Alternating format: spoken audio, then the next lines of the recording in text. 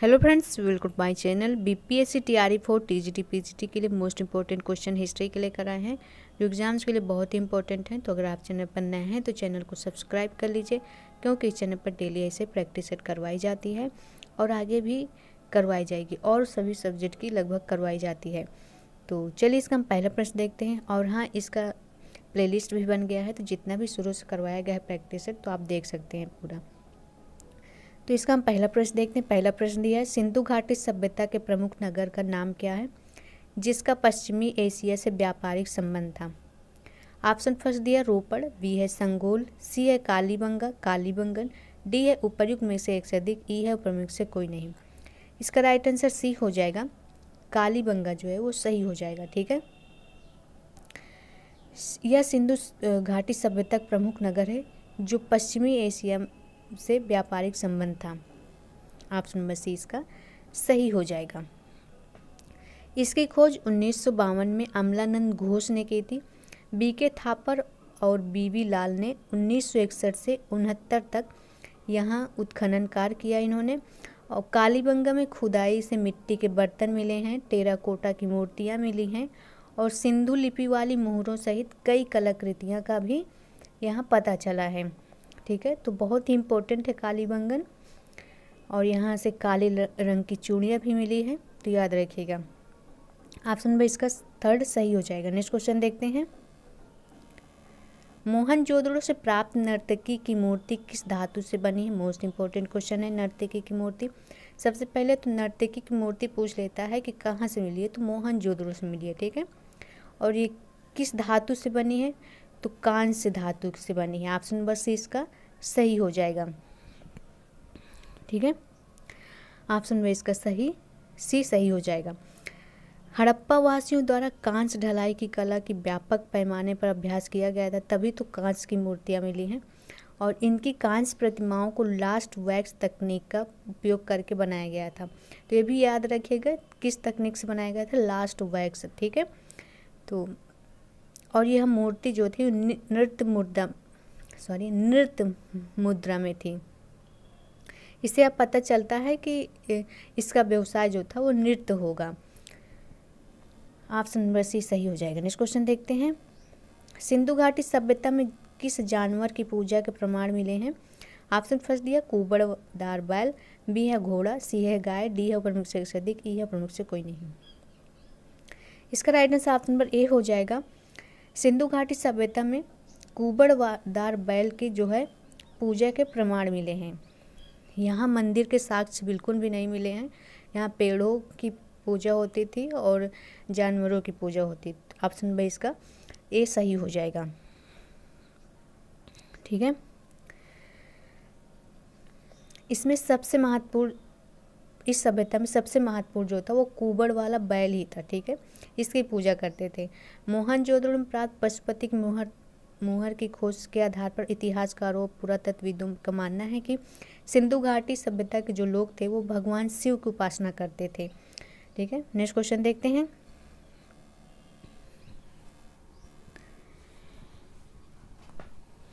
ऋग्वेद में कितने सूक्तों का संकलन है।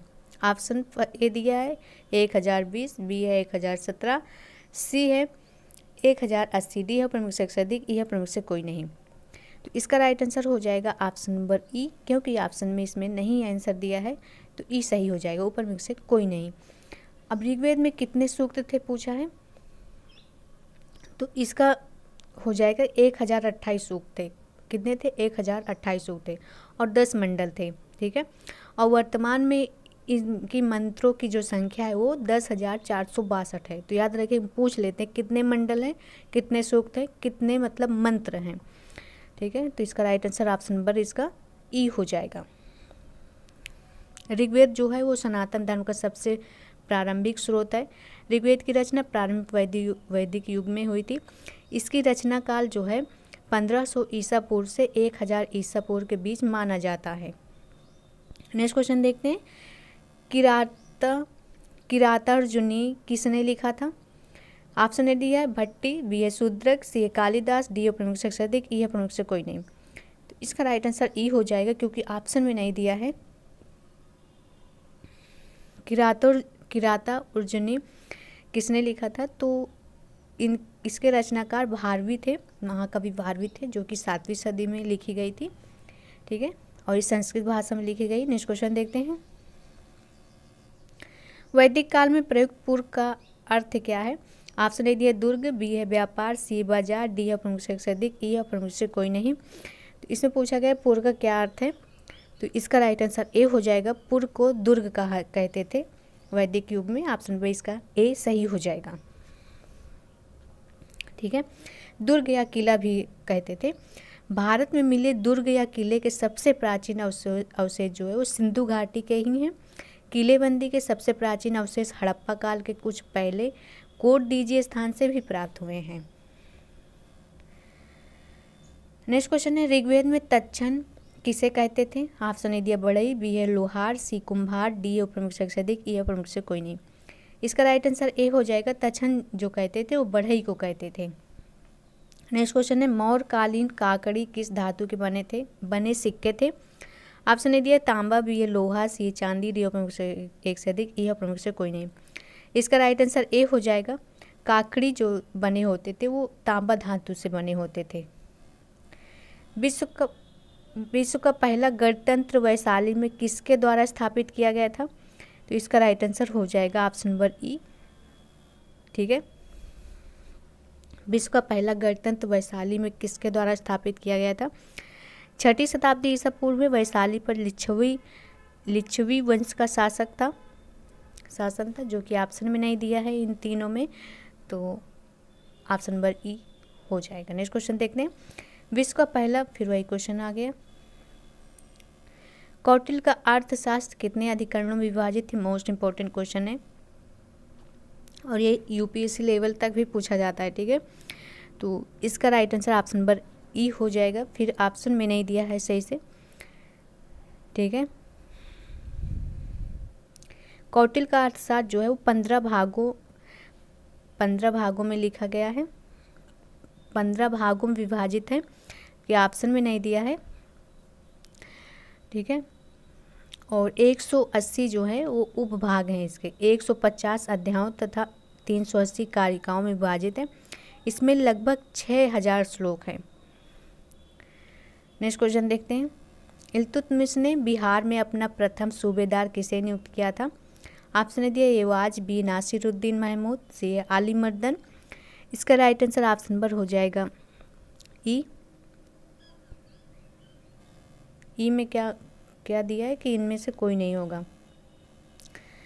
तो पूरा क्वेश्चन नहीं आ रहा है, तो चलिए यहाँ पर लगा लेते हैं। बिहार में सैनिक अभियान आयोजन करने का पहला सुल्तान जो था वो इल्तुतमिश था, जो कि ऑप्शन में नहीं दिया है। नेक्स्ट क्वेश्चन देखते हैं। बिरसा मुंडा का कार्य क्षेत्र कौन सा था? इसका राइट आंसर बी हो जाएगा, रांची था। ठीक है, बिरसा मुंडा एक भारतीय आदिवासी स्वतंत्रता सेनानी और मुंडा जनजाति के लोक नायक थे। याद रखिए, मोस्ट इम्पोर्टेंट क्वेश्चन, बार बार क्वेश्चन पूछा जाने वाला है। नेक्स्ट, 1857 की क्रांति के बिहार के नेता कौन थे? तो इसका राइट आंसर हो जाएगा ऑप्शन नंबर ई, क्योंकि ऑप्शन में नहीं दिया। 1857 के भारतीय विद्रोह के दौरान कुंवर सिंह एक बहुत ही इम्पोर्टेंट उस टाइम के नेता माने जाते थे, और ये जगदीशपुर के शाही उज्जैनिया पवार राजपूत परिवार से संबंधित थे। 1857 के विद्रोह के अन्य महत्वपूर्ण नेता थे रानी लक्ष्मीबाई, बहादुर शाह जफर और मंगल पांडे, ये सभी थे। याद रखिएगा, मोस्ट इम्पोर्टेंट क्वेश्चन है। ठीक है, नेक्स्ट क्वेश्चन देखते हैं। मगध की प्रथम राजधानी कौन सी थी? मगध की प्रथम राजधानी कौन सी थी? इसका राइट आंसर सी हो जाएगा, गिरिव्रज। इसे राजगृह भी कहते थे। नेक्स्ट है, उस स्रोत का नाम बताइए जिसमें पाटलिपुत्र के प्रशासन का वर्णन उपलब्ध है। तो इसका right answer option number C हो जाएगा, इंडिका सही हो जाएगा। ठीक है, सेल्यूकस द्वारा चंद्रगुप्त मौर्य के दरबार में भेजे गए यूनानी राजदूत मेगास्थनीज ने अपनी पुस्तक इंडिका में मौर्यकालीन प्रशासन और अर्थव्यवस्था पर बहुत ही गहरा प्रकाश डाला था। नेक्स्ट है, मदद ए मास मुगल प्रशासन में किससे संबंधित था? ऑप्शन ए दिए चुंगीकर, बी है विद्वानों को दी जाने वाली राजस्व मुक्त भूमि, सी है सैन्य अधिकारों को दी जाने वाली पेंशन, डी है प्रमुख से अधिक, ई है प्रमुख से कोई नहीं। तो इसका राइट आंसर बी हो जाएगा। विद्वानों को दी जाने वाली राजस्व मुक्त भूमि जो थी वो मदद ए मास कहलाती थी। नेक्स्ट क्वेश्चन है, पूना समझौते का उद्देश्य क्या था? ऑप्शन ए दिया हिंदू मुस्लिम एकता, बी है दलित वर्ग का प्रतिनिधित्व, सी है राजाओं को विशेषाधिकार देना, डी है प्रमुख से अधिक, ई है प्रमुख से कोई नहीं। तो इसका मेन उद्देश्य था दलित वर्ग का प्रतिनिधित्व, ठीक है, जो कि बी आर अम्बेडकर थे। ऑप्शन बी इसका बी सही हो जाएगा। और ये मोस्ट इम्पॉर्टेंट क्वेश्चन है, पूना समझौता 24 सितंबर 1932 को होता है। पुणे की यरवदा जेल में, जब गांधी जी जो थे वो जेल में थे उस टाइम, ठीक है, बी आर अम्बेडकर और गांधी जी के बीच हुआ था ये। नेक्स्ट क्वेश्चन देखते हैं, जंतर मंतर का निर्माण किसने किया था? ऑप्शन ए दिया अकबर, बी है शाहजहां, सी है शिवाजी, डी है प्रमुख से अधिक, ई है प्रमुख से कोई नहीं। इसका राइट आंसर ऑप्शन नंबर ई हो जाएगा, क्योंकि ऑप्शन में नहीं दिया है। जंतर मंतर का निर्माण किसने करवाया था पूछा है, ठीक है। जंतर मंतर का वेधशाला जो है वो 1724 में दिल्ली में बनी थी। इसके बाद 1734 में जयपुर में जंतर मंतर का निर्माण हुआ। इसके बाद मथुरा, उज्जैन और बनारस में भी ऐसी वेधशालाएं बनाई गई। जंतर मंतर का निर्माण जयपुर के महाराजा जय सिंह द्वितीय द्वारा कराया गया था, जो कि ऑप्शन में नहीं दिया है। नेक्स्ट क्वेश्चन देखते हैं, वंदे मातरम के रचनाकार कौन थे पूछा है। ऑप्शन ए दिए बंकिम चंद्र चटर्जी, बी है सरोजनी नायडू, सी है रविन्द्रनाथ टैगोर, डी है प्रमुख से अधिक, ई है प्रमुख से कोई नहीं। इसका right answer option number A हो जाएगा। वंदे मातरम के रचनाकार बंकिम चंद्र चटर्जी हैं, ठीक है। इस गीत का प्रकाशन 1882 में इनके उपन्यास आनंद मठ में हुआ था, ठीक है। नेक्स्ट क्वेश्चन देखते हैं,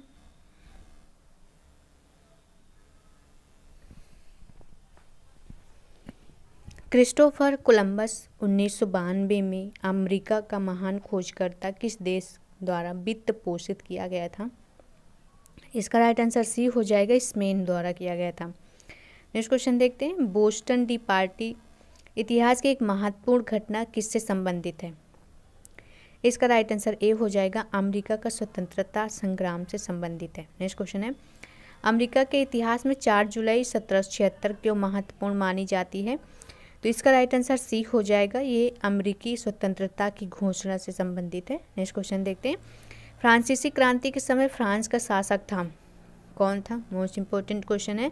इसका राइट आंसर हो जाएगा ऑप्शन नंबर ए, लुई 16वां था। औद्योगिक क्रांति के दौरान सूती वस्त्र उद्योग में क्रांति लाने वाली स्पिनिंग जेनी का आविष्कारक था तो कौन था? इसका राइट आंसर सी हो जाएगा, जेम्स हरग्रीव्स था। नेक्स्ट है, 1831 में यंग इटली मूवमेंट जिसका उद्देश्य था गणतंत्र स्थापित करना किसके द्वारा प्रारंभ किया गया था? तो इसका राइट आंसर हो जाएगा ऑप्शन नंबर यू हो जाएगा, क्योंकि ये इसमें ऑप्शन में नहीं दिया है, ठीक है। यंग इटली आंदोलन इटली की स्वतंत्रता की दिशा में काम करने के लिए 1831 में ग्यूसेप माजनी द्वारा प्रारंभ किया गया था, जो कि ऑप्शन में नहीं दिया है, तो इसका ई सही हो जाएगा। नेक्स्ट क्वेश्चन देखते हैं, जर्मनी के एकीकरण का वास्तुकार कौन था जो रक्त एवं लौह नीति पर विश्वास करता था? मोस्ट इम्पोर्टेंट क्वेश्चन है ये, तो इसका राइट आंसर बी हो जाएगा, ओटो वान बिस्मार्क था, ठीक है। द्वितीय विश्व युद्ध में नवंबर 1941 में अमेरिका का प्रवेश का मुख्य कारण क्या था पूछा है। इसका राइट आंसर ऑप्शन नंबर ई हो जाएगा, क्योंकि इसमें ऑप्शन में नहीं दिया है। 7 दिसंबर 1941 को पर्ल हार्बर पर जापानी हमले ने द्वितीय विश्व युद्ध के प्रशांत और यूरोपीय देशों में अमेरिकी हस्तक्षेप पर बहस को समाप्त कर दिया। हमले के अगले दिन कांग्रेस ने केवल एक असहमतिपूर्ण वोट के साथ इंपीरियल जापान पर युद्ध की घोषणा कर दी थी। तो इसके मुख्य कारण क्या था? इसमें ऑप्शन में नहीं दिया है, तो ऑप्शन नंबर ई इसका सही हो जाएगा। नेक्स्ट क्वेश्चन देखते हैं, जब मार्को पोलो ने चीन का दौरा किया था तब वहाँ का शासक कौन था? तो इसका राइट आंसर ऑप्शन नंबर हो जाएगा बी, कुबलई खान था। नेक्स्ट क्वेश्चन है संयुक्त राज्य अमेरिका में पहली अंग्रेजी बस्ती कौन सी थी? इसका राइट आंसर ए हो जाएगा, जेम्स टाउन थी। ठीक है, ऑप्शन नंबर ए इसका सही हो जाएगा। नेक्स्ट क्वेश्चन देखते हैं, टेनिस कोर्ट की शपथ किस क्रांति से संबंधित है?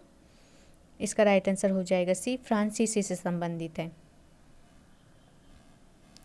मित्र राष्ट्रों ने सेव्रस की संधि किस देश के साथ की थी? इसका राइट आंसर बी हो जाएगा, टर्की के साथ की थी।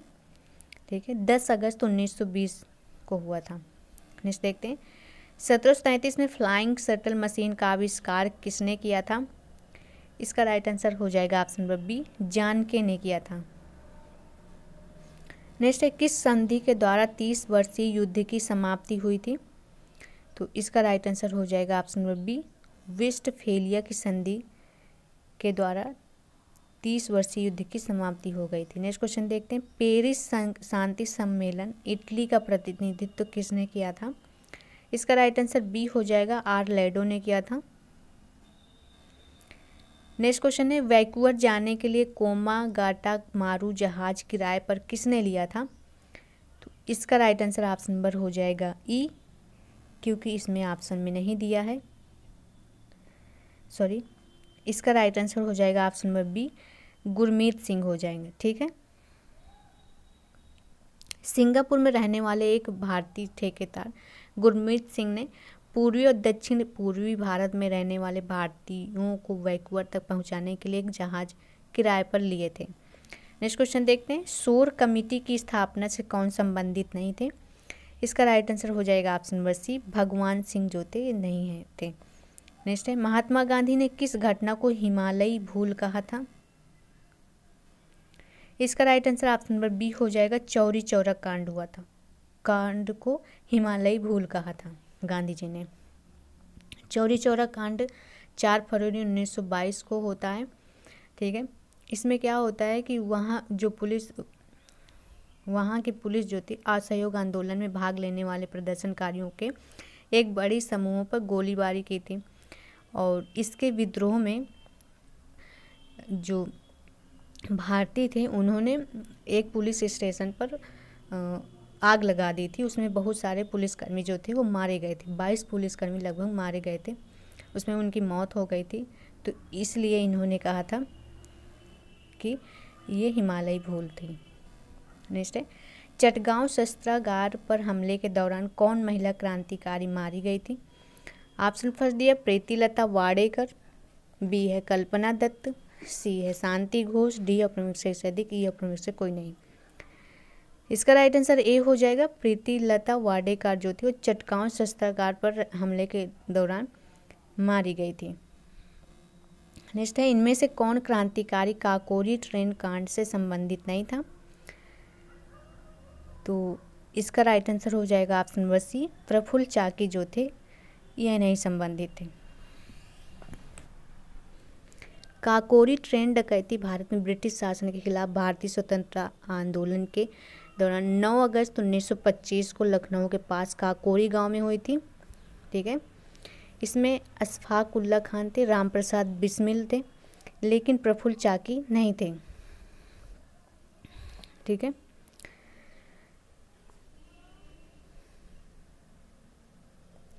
नेक्स्ट क्वेश्चन देखते हैं, 1 नवंबर 1913 को गदर का पहला अंक किस भाषा में प्रकाशित हुआ था? इसका राइट आंसर बी हो जाएगा, उर्दू भाषा में प्रकाशित हुआ था। 1 नवंबर 1913 को उर्दू में गदर का पहला अंक और 9 दिसंबर को गुरुमुखी संस्करण प्रकाशित हुआ था। इसका हेडक्वार्टर जो था वो सैन फ्रांसिस्को में था। आज के लिए इतना, मिलते हैं नेक्स्ट वीडियो में। अगर वीडियो अच्छी लगी तो लाइक कर दीजिएगा और चैनल को सब्सक्राइब कर दीजिएगा और कमेंट करके बताइएगा कैसी लगी वीडियो।